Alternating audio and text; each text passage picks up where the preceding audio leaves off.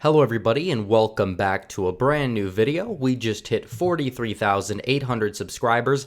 Let's get to 44K by the end of the month. Please like this video down below and subscribe to the channel. But before we get started, I have to tell you guys about my friends over at Noble Gold. Gold just made history. It hit its record high of 1933.30 and is showing no signs of stopping. Bloomberg says it will zoom past $2,000 sooner than expected. Bank of America said it will get to $3,000 in 18 months. Billionaire Thomas Kaplan predicted a new decade-long bull market that will push past $5,000 an ounce. And guess what? Silver is joining the rally too. It jumped 4.5% to its highest since 2013 at $23.86 per ounce. This is no surprise to the team at Noble Gold, but if it's a surprise to you and you're sick of the low returns, hassle, and volatility of stocks, it's time you look at gold and silver. The team at Noble Gold will find you a perfect plan that works. Choose precious metals for your IRA or 401k this month, and you may even get a free 5-ounce silver America the Beautiful coin. This offer is for qualified IRAs and 401ks, so please call 877-646-5347 to see if you qualify for this amazing offer. Stop wasting your time, stop losing opportunities for gains, and protect your future. Go to noblegoldinvestments.com. Again, that's noblegoldinvestments.com. And today I am going to be doing my long-awaited monthly House prediction. Can Republicans retake the House? Will they come close? Because you look at the generic ballot, and a couple of months ago, the generic ballot had the Democrats at an 11% lead over the Republican Party. That has been shaved down to 6% in the aggregate. So the Democrats' lead has come, and it is now half of what it was before. Does that mean Republicans are automatically going to take back the House? No. Does that mean that they don't have a chance because this map and the consensus has the Democrats at 222? Not necessarily. We're going to go through every single state. We're going to go through all the competitive races, and we're going to see exactly what the results are going to be and predict a winner in every contested race. We'll start with Alabama. Alabama has no contested races. Neither does the state of Alaska. The state of Arizona, as you can see here, doesn't seem like there will be any flips if you look at the races that will be competitive. Tom O'Halloran's seat, Donald Trump did win that district by 1, but I would expect him to win in the Tucson suburbs. So nothing really big out of Arizona. Arkansas, there will be, the second district could be a little close, but French Hill, I do expect him to hold in Arkansas. California, however, we're going to get into this because there are a few competitive races in the state of California. As you can see here, California's 4th, I believe that will stay with the Republicans. California's 10th will stay blue. California's 21st district, if you look at the polling, every polling we've seen has the Republicans actually winning that seat. David Valadao potentially taking back his seat. The primary also coming in very good for Valadao. So I look at this, I see the fact that fundraising is even. I look at what happened in the California's 25th election with Mike Garcia. I think this is going to be a narrow flip, and I think Mike Garcia is going to hold as well. And I also look, there's 2 more seats here that could easily go into the Republican column. And by the way, there's been internal polling of the Garcia campaign, and the internal polling of the Garcia campaign actually underestimated him last time. And they show that Garcia is actually winning by 10%, so he very may well hold. I also believe there will be 2 more flips, the 39th and the 48th. If you look at the polling we've seen, and if you look at the fundraising we've seen and primary turnout, it seems like Young Kim very well could win. The internal poll had her down. I think the trajectory of the race is going to work in her favor, as well as Michelle Steele up in California's 48th congressional district. So I believe that those are going to be the districts that flip. You're going to see some flips happening back in the Orange County area, a little bit of a bump back into the Republican column. Colorado, you look at this, not a whole lot is moving here. Scott Tipton lost his primary. I would expect Lauren Boebert to end up winning that seat no matter what. All the other races down ballot, I would expect to stay with their respective columns. So you look at that there and you see not a whole lot of movement going on in Colorado. Connecticut, nothing new. Delaware, there's no competitive races there either. However, in the state of Florida, there will be several competitive races. Florida's 13th. I don't know what's going to happen in the primary. I'm going to be going live for the primary on Tuesday in Florida. Florida's 15th, I would expect to stay, as well as the 16th district. If you look at the 26th district, this one is a heavy Democrat district at the federal level, although I do believe that Ron DeSantis did much better than Trump in 2016, as well as Rick Scott. And this is a district, this is the seat that is held by Debbie Murcaso-Powell, and this is also the seat that was held by Carlos Curbelo. Murcaso-Powell has insulted many Cubans in the district. That's not going to play over too well against the former mayor of Miami, who's a Republican, very moderate, but's running for that district. I believe after her comments she's made about Cubans, I think that district will flip, and there's many polling out there that shows that district very well could flip. So that's it for Florida. Georgia, there's a couple competitive races in the state of Georgia. McBath, I think McBath will hold narrowly. I think Trump will win the state of Georgia by roughly around 3 percentage points. I think McBath holds. And I could also see Georgia's 7th flipping into the Democrat column. It's going to be very narrow, but I do expect Trump to win. And since the person that's going to be on the ballot's not Woodall, and Woodall didn't really have that strong of a challenger last time, it's trying to run again, an already losing candidate in a year that is much more favorable to the Republicans in 2018. So I'm going to have this one narrowly going into the Republican column. So that is really it out of Georgia. Hawaii and Idaho, there's nothing there. Illinois, we could look through Illinois. I think that when it comes down to it, you look at what happened in Illinois 17th district. This is a district that moved significantly into the Republican column, but Republicans could not flip it in 2018. They didn't even come close. Illinois 14, that one could flip. I don't necessarily see it happening. The other one to watch is Lipinski's district right there. I think this is an interesting one to watch because the Dems decided to nominate an AOC-style candidate in a suburban district, and they're going up against a Rhino, so the Rhino could fare better than expected, but we'll just have to wait and see. Indiana's 5th district, the internal polling for Susan Brooks had her up by, or not Susan Brooks, but the individual replacing Susan Brooks had her up by a fairly decent margin. With the Libertarian candidate taking a lot of the vote, I think a lot of that vote share will decrease, and I expect the Republicans to hold the seat, even though it will be closer than what it was back in 2018. So in terms of the next state on the list here, that would be Iowa. I believe that there are several districts here that could flip, but I'm going to give it a rundown right here. The polling out of the district that is held by David Loebsack that the Republicans are running in. I think that this district is going to flip if you look at fundraising, if you look at polling. The other two districts not looking so good for Republicans. They could win them, and Trump very well could end up winning more than just 2 districts at the presidential level. But I really don't see it happening, and I would expect the Republicans to flip 1 seat in Iowa, so they'll have a split delegation there. Although it would be very beneficial if they were able to flip another seat so they could get a cushion on the delegations if we were to see at the end of the day a 269 to 269 tie where the state delegations would be more in favor of the Republican Party. So they may be spending more time and energy there. We'll just have to wait and see. When it comes to Kansas, you look at Steve Watkins getting defeated in the primary. I would expect this to be roughly a safe margin here. Sharice Davids, there's a good, strong Republican candidate running that could make it close. I would expect it potentially to be a lean margin, not a likely margin, and it very well could flip, but we'll just have to wait and see. The Republicans would probably have to make a lot more gains at the generic ballot level in order for it to happen, but we'll just have to wait and see on Kansas. When it comes down to Kentucky, there really shouldn't be much movement in the state of Kentucky. Louisiana, nothing there either. In the state of Maine, Maine's 2nd district, I had that flipping. The polling does not look so good because the Republican that won the primary seems to be underfunded. Jared Golden did vote against impeachment. So while I think Donald Trump could win this district by a very, very decent margin, Golden seems to have the strong operation so far. But again, the polling could change. So right now I'm going to put it as lean D. But again, that very well could change at the end of the day. We just don't know. So that's it for Maine. We can now move on to the state of Maryland, Massachusetts. They're already all safe. Michigan is going to be interesting. You look at Michigan's 11th. I think Stevens is going to win by a lean margin. I had it as likely before. I think it's going to be lean. If you look at Stevens, her meltdowns over the past, I guess you would say, 2 years or so have been extremely unprofessional. I would expect that to severely hurt her in terms of advertising. I don't think she'll lose. I think Trump may narrowly lose that district, even though I think he'll gain in some other districts.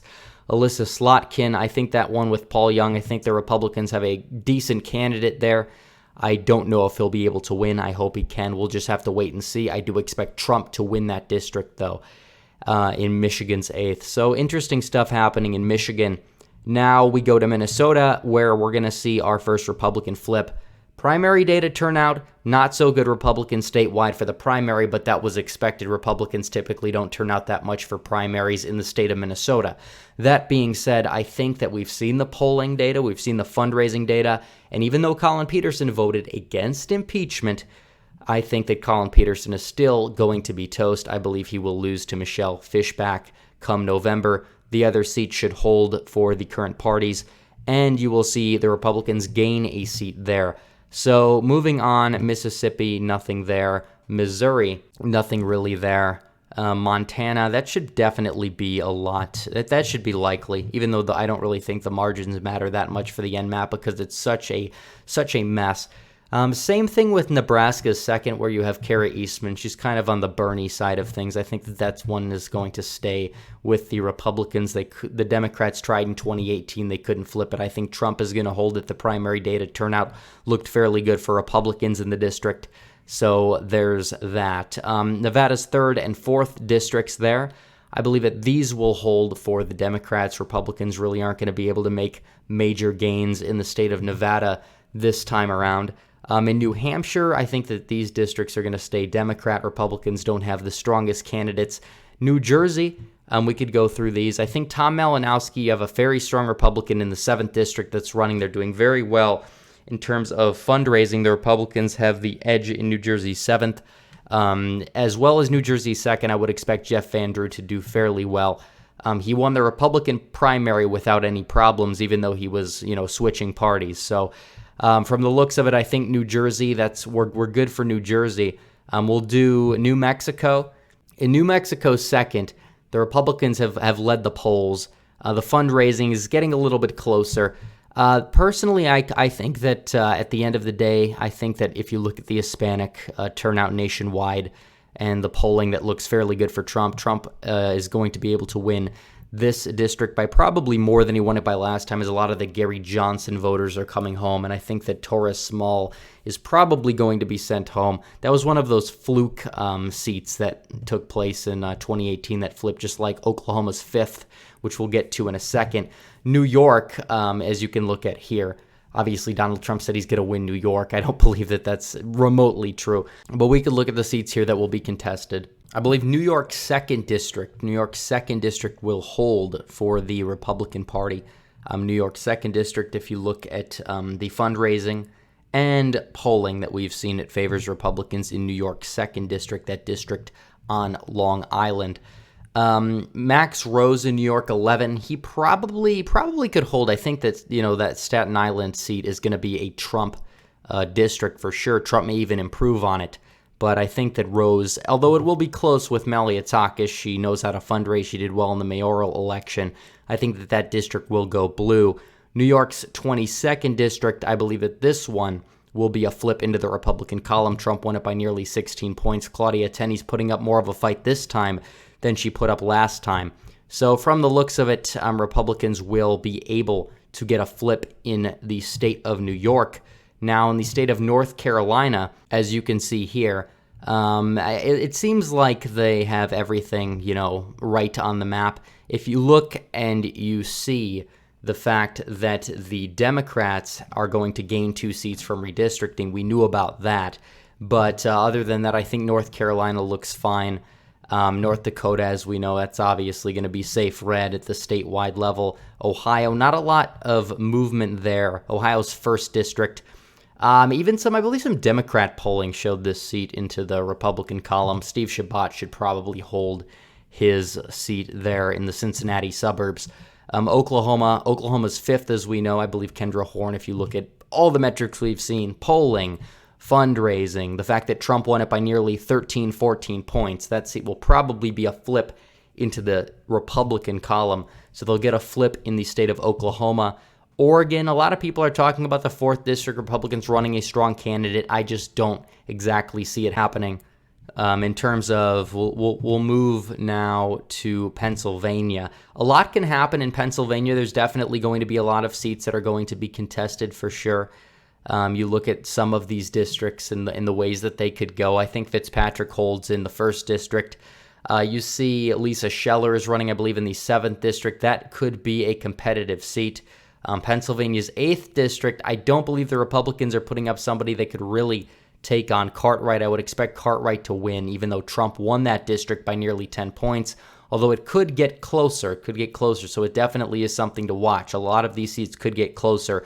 My predictions are not necessarily definitive, and they can and will change leading up to the election. But Scott Perry, I would expect him to hold. He held in 2018. He should probably have no problem holding now in the state of Pennsylvania. Rhode Island, no surprises there. South Carolina, Nancy Mace is a fairly strong candidate, doing well in polling, fundraising. Joe Cunningham, that was largely a fluke. Trump won that district by 13. Cunningham voted to impeach Trump. Either way, I think that is going to be a seat that will flip into the Republican column in South Carolina. South Dakota, Tennessee, nothing new there. Texas, as we can see here, going down the list. Chip Roy, he'll probably hold. Texas 21st and 22nd districts are going to hold for the Republicans. Texas 24th, that one also probably does hold. I think that Texas's 23rd district, Will Hurd, is retiring, and he won in 2018. I think a lot of people are dumb to write off the seat, and I'm going to believe that this seat is going to stay with the Republican Party, partially because what we've seen is Republicans have nominated a strong Latino candidate that can actually relate to the people of the district, not necessarily someone who's too pro-Trump, so he could get a lot of undecideds, and you know that the campaign strategy is much different there. It's a very Latino-heavy district, and I do believe that you will see Tony Gonzalez run, 5 to 10 points ahead of Donald Trump and end up winning that district when it's all said and done. Another flip here that is not being talked about that I would like to mention is Texas's 7th district. Wesley Hunt, a very strong candidate, and I've even talked to some people who are not voting for Donald Trump that are voting for Joe Biden, but they're still voting for Wesley Hunt in the district. So I think Hunt's a strong candidate. I think that when it comes down to things like oil, it's a very oil-heavy, oil-friendly district, and I would expect Wesley Hunt to do very well against Lizzie Fletcher. And I think that the polls have shown it, the fundraising has shown it. So that's why I think that district is going to flip. Moving forward, we can go to Utah. Here's another flip for the Republicans, Utah's 4th district. Ben McAdams is running against Burgess Owens. Burgess Owens, I believe I had him losing in one of my house predictions I did. He didn't really have a lot of the backing, the fundraising from the party, but we've seen a lot of polling that has it either, roughly tied or Burgess Owens has been significantly ahead. And a lot of the party is starting to come behind him and back him and see it as a seat that can flip. Mitt Romney had no problem winning it by double digits back in 2018 and never Trump or lost it. Trump probably would have won the district by 10 to 15 if it wasn't for Evan McMullin. I think Utah's 4th is going to flip back into the Republican column. So moving forward, we can go to the state of Virginia here. I think that there is one flip here. I think if you look at this Riggleman, I think that Bob Good will hold his seat. I think Elaine Luria is going to hold, although Scott Taylor could make it close. I think that if Bell won the primary, it could get very interesting there because he actually was a strong candidate. Abigail Spanberger in Virginia's 7th. This is a seat that I think could very well flip. You see the Republicans running Nick Freitas, who again is not my kind of Republican, but he's good for the district. I do believe that he will end up winning. If you look at Virginia's 7th, if you look at the fundraising, it's getting closer. If you look at that, I think that the Republicans are going to be able to flip this seat, only this seat. I don't think they'll flip the 2nd district there in Virginia. So moving forward, you can look at Washington State here. I don't expect any flips in Washington State, West Virginia, Wisconsin. Don't expect anything there, or Wyoming. So at the end of the day, looking at this map, what you can see here is that Republicans, I think, are going to gain. 214 is the margin I have them right now. That could change, that could increase, that could decrease. But the fact that since my last prediction, the Republicans have gained about 5 points in the generic ballot, that bodes very well for them come November. They should be able to flip a lot of these close seats. Probably, you might be able to make a case for some of them, like New Mexico's 2nd District staying blue or a couple of other seats. But it's going to be interesting to watch. So right now, the Democrats are at 221. The Republicans won't take back the House, but they will make it closer at 214 seats here. So anyways, guys, thanks for watching this video. Please like this video down below, comment down below, and subscribe to the channel. Hit the bell for notifications so you never miss another video. Follow me on social media, become a member, donate to the Patreon, or subscribe. Star links in description. As always, guys, thanks for watching. Red Eagle, out.